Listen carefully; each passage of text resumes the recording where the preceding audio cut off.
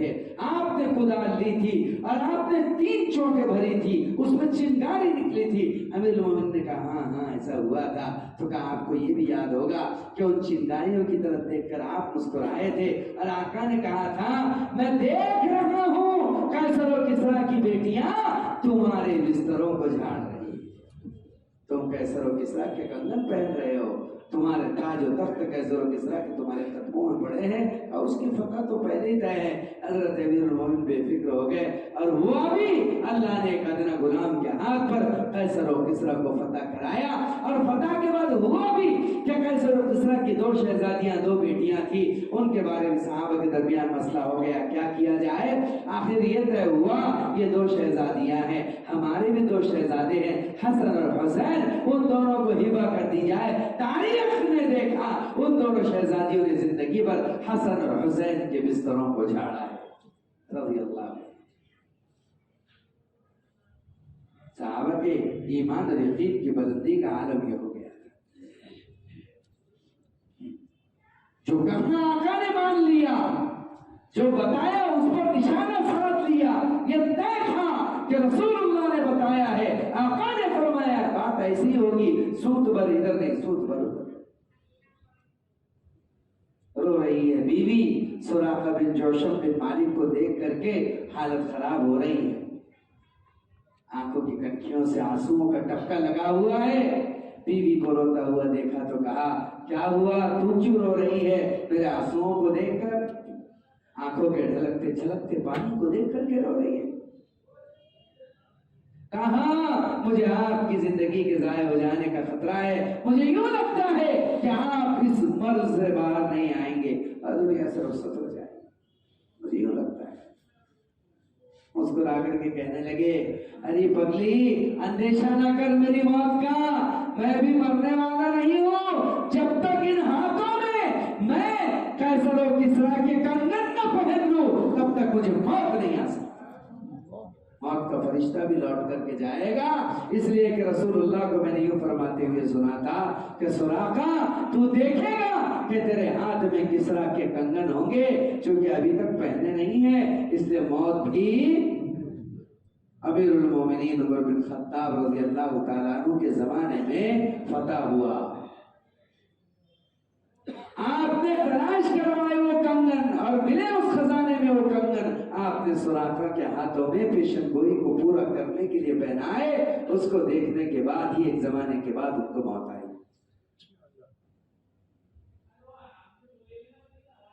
یقین تھا حضرت ابو ذر غفاری رضی اللہ تعالیٰ بڑے سخت تھے، معاملات بڑے سخت تھے۔ حضرت عثمان غنی رضی اللہ تعالیٰ نے کہا تھا کہ چچا جان آپ ذرا سخت ہے، اس لیے ایسا کیجئے آپ مدینہ چھوڑ کر کے کسی اور مقام پر اپنا رہنا کر لیجئے۔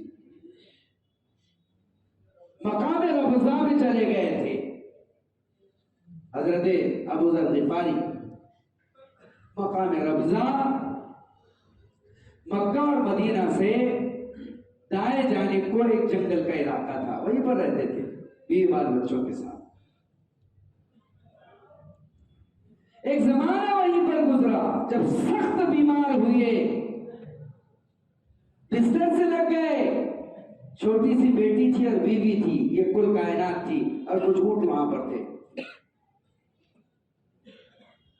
ادھر عبداللہ بن مسعود رضی اللہ تعالیٰ عنہ کعبۃ اللہ کا طواف کر رہے تھے، عمرے میں تھے، عمرہ کر رہے تھے۔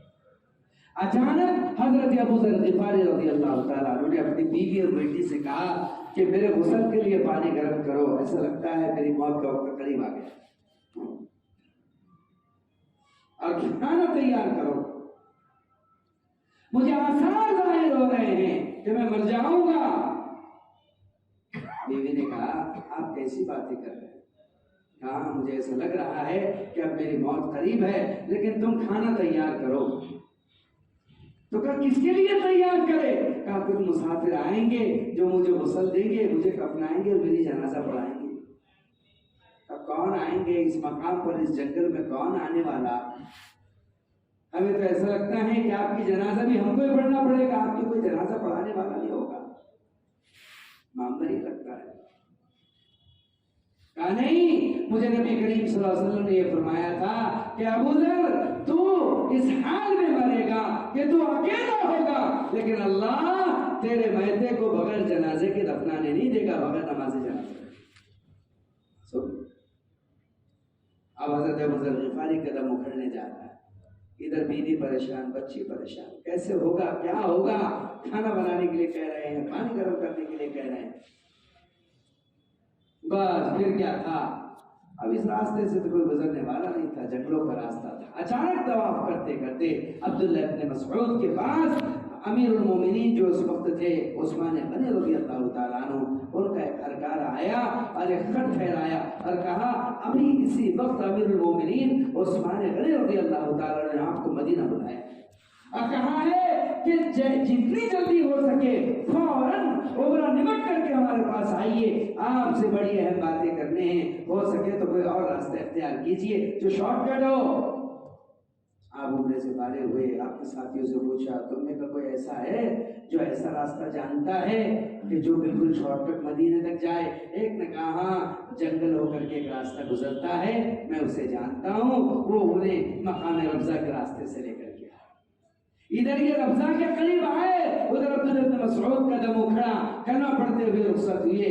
تو یہ پریشان ہو کر کے جا رہے تھے کہ جھاڑیاں ہیں، آگے راستہ نہیں ہے، یہ بچی چٹان کے اوپر چڑھی، انہیں وہ آتا ہوا قافلہ نظر آیا، اپنے کپڑے کو ہلا کر کے بچی نے اپنے ہونے کا ثبوت دیا، کپڑے کو ہلتا دیکھ کر کے وہاں پر پہنچے، وہ بچی ملی، مل کر کے وہ لوگ کہنے لگے کہ تم کون ہو؟ تمہاری شکل تو ابو ذر غفاری پر نظر آتی ہے۔ کہا ہاں میں انہی کی بیٹی ہوں، ان کا انتقال ہو گیا ہے۔ کہا کہ انہوں نے کہا تھا کہ کچھ لوگ آئیں گے جو میری جنازہ پڑھائیں گے، یہ گئے، انہوں نے دیکھا ابو ذر غفاری کا ناشہ پڑا ہوا ہے، ان کی آنکھوں میں آنسو آ گئے کہ رسول اللہ صلی اللہ علیہ وسلم نے جو فرمایا تھا وہ ہو کر کے رہا، ہم ادھر سے عمرہ نکلے، اس راستے کے بجانے جانے کے بجائے اس راستے سے گزرے۔ یہ ساری باتیں صحابہ کے نزدیک ایسی تھی جو یقین میں تولی گئی تھی، نہ کی گئی۔ ہمارے پاس یہ ساری چیزیں قصے ہیں، ہمارے پاس یہ ساری چیزیں کہانیاں ہیں، اس لیے کہ اللہ کے رسول کے وعدوں کو وعدہ نہ سمجھا، ان کے انعامات کی یقین دہانی کو یقین نہ سمجھا۔ اگر یہ کیفیت پیدا ہو گئی ہوتی تو یہ جتنے وعدے ہیں نا، جو فضائل ہیں جو رسول اللہ نے بیان کیے گئے ہیں، ان فضائل کو زندگی میں لانے کی کوشش کرتا۔ یقیناً آدھی رات کو اٹھ کر کے آتا، ٹھنڈے پانی سے وضو کرتا، نماز پڑھتا، اور ٹھنڈے پانی پر جو اللہ نے اجر رکھا ہے اس کو لینے کی کوشش کرتا، اس کو لینے کی کوشش کرتا۔ اگر یقین ہوتا اللہ کے وعدوں کی تکمیل پر، حال یہ ہوتا روزہ ویسا رکھتا جیسے اللہ چاہتا ہے، نماز ویسی پڑھتا جیسے اللہ چاہتا ہے، زکوٰۃ ویسی دیتا جیسے اللہ چاہتا ہے، حج ویسا کرتا جیسے اللہ چاہتا ہے، اور کلمے کو ویسے بلند کرتا جیسے اللہ چاہتا ہے۔ سارا فساد کس کا ہے؟ سارا بگاڑ کس کا ہے؟ ایمان کا، یقین کا۔ ایک بات بڑی کڑوی ہے لیکن سچی ہے، بڑی کڑوی بات ہے لیکن یقیناً سچی ہے، غور سے سنیے۔ اگر کامل یقین امت کا، ہمارا اگر کامل یقین اللہ کی ذات پر ہوتا تو بھیڑ اور مجمع مسجدوں میں ہوتا، مزاروں پر نہ ہوتا۔ کامل یقین اجی بولیے نا، کس پر؟ زور سے بولیے ذرا، اللہ پر ہوتا اگر کامل یقین تو مجمع اللہ کے گھر میں ہوتا، غیر اللہ کے گھر میں۔ اب بتائیے یقین کی محنت کی ضرورت ہے کیا نہیں ہے؟ اجی بولو نا۔ آپ کی محنت اس دن ختم ہو جائیں گے مسلمانوں میں جب آپ اللہ کے گھر کے لوگوں کو اللہ کے گھر کو پہنچا دو، سیدھی سیدھی محنت۔ کیا اجی بولیے نا، اللہ کے گھر کے لوگوں کو کہاں پہنچا دو گے؟ اللہ کے گھر لا کر کے پہنچا دو۔ جس دن اللہ کے بچھڑے ہوئے بندوں کو تم اللہ سے ملا دو گے، اس دن کام ختم ہو گیا۔ ایک اللہ کے پرستار، ایک اللہ کے بندے لیکن کس کس جگہ پر جا کر کے پڑے ہوئے ہیں. دیکھو تو صحیح امت میں یقین کا بگاڑ کتنا ہے، ایمان میں کتنا کس حد تک ضعف اور بگاڑ آ گیا ہے. جس کا دیکھا چمتکار اسی کو کرا نمسکار. حالت یہ امت کی حالت یہ ہے، بندوں کی حالت یہ ہے. اسی لیے تو اس امت کی سطح جو گری ہے ایمان اور یقین کے بگاڑ کی وجہ سے، ایمان اور یقین کے بگاڑ کی وجہ سے. اور الیاس صاحب رحمۃ اللہ علیہ فرماتے تھے کہ ہم اس محنت اور تحریک کا اگر کچھ نام رکھیں تو ایمان و یقین کی تحریک اور محنت رکھیں. اسی ایمان کے لیے تو رسول روئے ہیں، اسی ایمان کے لیے تو رسول پڑھے ہیں. ہمارے لیے تو رسول اللہ صلی اللہ علیہ وسلم کی زندگی محض ایک داستان بن کر کے رہ گئی ہے. کیا بن کر گئی؟ علماء نے لکھا ہے کہ ہم رسول اللہ صلی اللہ علیہ وسلم کی زندگی کو اسوہ کہتے ہیں. کیا کہتے ہیں؟ سنو بس کیا کہتے ہیں بھائیو؟ اسوہ. اسوہ کس کو بولتے ہیں؟ وَلَكُمْ فِي رَسُولِ اللَّهِ أُسْوَةٌ حَسَنَةٌ. اسوہ کتابیں بھی لکھی ہوئی ہے. اسوہ رسول اکرم، اسوہ یعنی نمونہ، اسوہ یعنی نمونہ. اللہ علماء نے تحریر کیا ہے آپ کی زندگی امت کے لیے کس دن اسوہ بنی تھی؟ کس دن اسوہ بنی تھی؟ جب خندق کا دن آیا نا، جب خندق کا دن آیا اور سلمان فارسی رضی اللہ تعالیٰ عنہ کے مشورے پر آپ نے خندق کھدوائی. خندق بھی کوئی چھوٹی موٹی نہیں تھی بزرگوں. یہ ہمارے مسجد کا جتنا خلا پاٹ دکھ رہا ہے نا، اتنی بڑی خندق کھودتے کھودتے پورے مدینے کو گھیرنا. خندق کا مطلب کیا ہے؟ ہمارے کھیت کی پھرلانگ نہیں ہے، لانگ کہ جی سی پہ لا لو گڑگڑا کر کے کھود دو. اتنی بڑی خندق کھودنا تھا کہ تیز رفتار گھوڑا جب دوڑتا ہوا آئے تو چھلانگ لگا کر کے اس خندق کو پار نہ کر سکے. اتنی بڑی خندق اور ساری پتھروں سے بھری ہوئی، چٹانوں سے بھری ہوئی زمین پر کھودنا. اللہ کی قسم ایک بہت خاص آدمی نے مکہ المکرمہ میں ہمیں وہ چٹان بتائی ہے جہاں سے خندق کھودنے کی شروعات ہوئی تھی، اور اسی چٹان پر ایک منڈپ نما چھوٹی سی یعنی 4 کپڑے باندھ کر محمد رسول اللہ کی مسجد بنائی گئی، جس میں آپ بیٹھ کر کے ذکر میں دعا میں مشغول تھے، بار بار اپنے اللہ سے مدد کے طالب تھے. جی جب یہ خندق کھود رہی تھی تو صحابہ کا مدینے میں یہ عالم تھا کہ کسی مدینے والے کے گھر میں اتنا بھی اناج نہیں تھا کہ 2 سے 4 لوگ پیٹ بھر کر کے کھا لیں. 2 سے 4 لوگ پیٹ بھر کر کے کھا لیں. اس وقت تانا دیا تھا کس نے؟ منافقین نے. اس وقت تانا دیا تھا منافقین نے. تمہارے نبی چٹان پر کدال مار رہے ہیں اور کدال مار کر کے روشنی میں دکھنے والی آگے کی آکروتی دیکھ کر بشارت دے رہے ہیں. کس کی؟ کیسر و کسرا کے کنگن تمہارے ہاتھ میں ہوں گے، تخت و تاج تمہارے قدموں میں پڑے ہوں گے اور تم ایسے مالا مال ہو جاؤ گے. حال یہ ہے کہ ہمارے گھروں میں کھانے کے لیے کچھ نہیں ہے، پینے کے لیے کچھ نہیں ہے، بلکہ خوف اتنا چھایا ہوا ہے کہ قضائے حاجت کے لیے مدینے کے جنگل میں بھی نہیں جا سکتے. کون سا تیر آئے گا سینے کے پار ہو جائے. یہ ڈر خوف کی بشارتیں دی ہے تمہارے نبی نے، یہ تمنائیں پوری کی ہے تمہارے نبی نے. منافقین تانا دے رہے ہیں کس کو؟ مسلمان. ایسے موقع پر کیا ہوتا ہے؟ نمک کے ہوتے ہیں تو بہ جاتے ہیں اور موم کے ہوتے ہیں تو جم جاتے ہیں. کس کے؟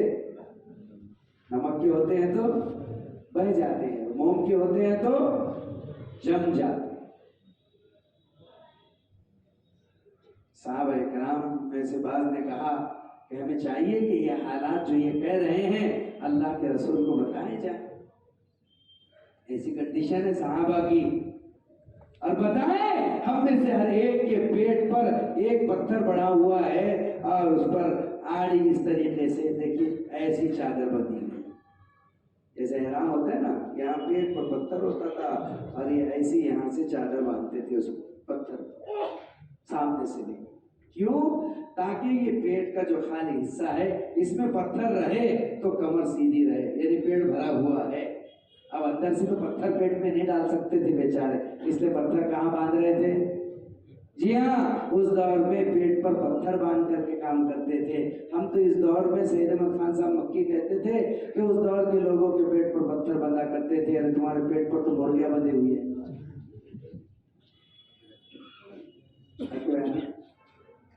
پھر بھی کام نہیں کر رہے تمہارے پیٹ پر پتھر بندھے ہوئے ہیں.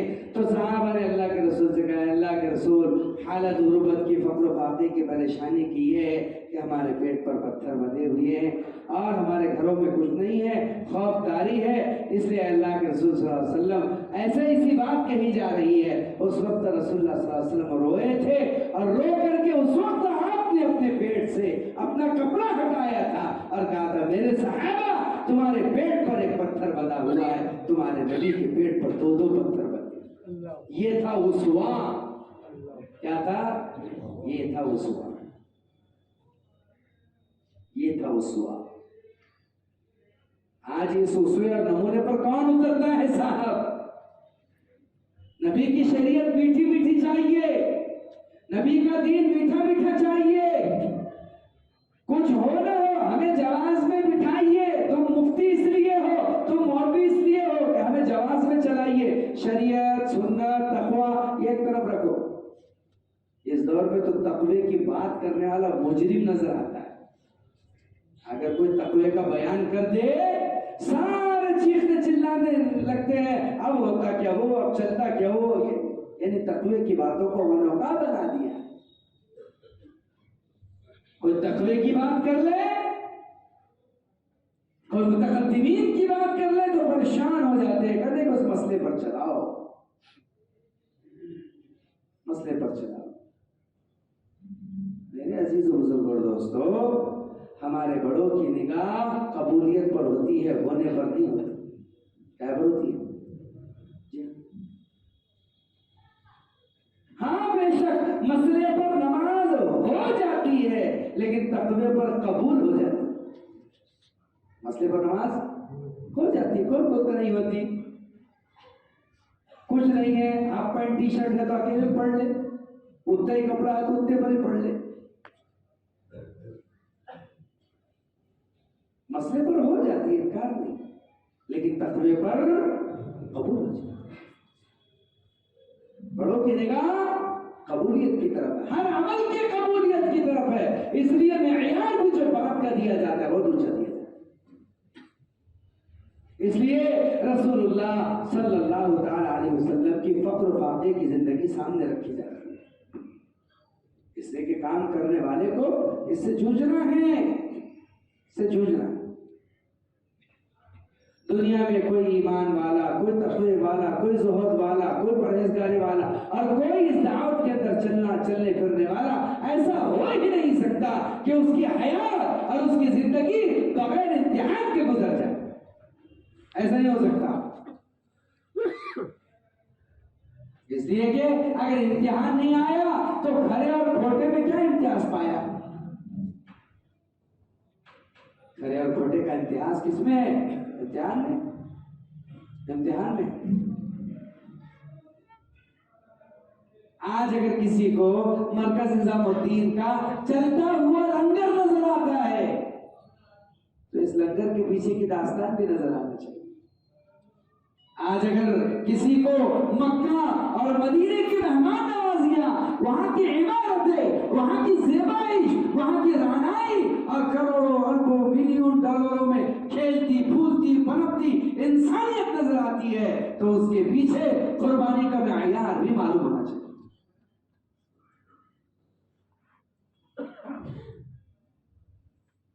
کہ ان کے پچھڑوں کا پسینہ اگلوں کا پیٹرول کیسے بن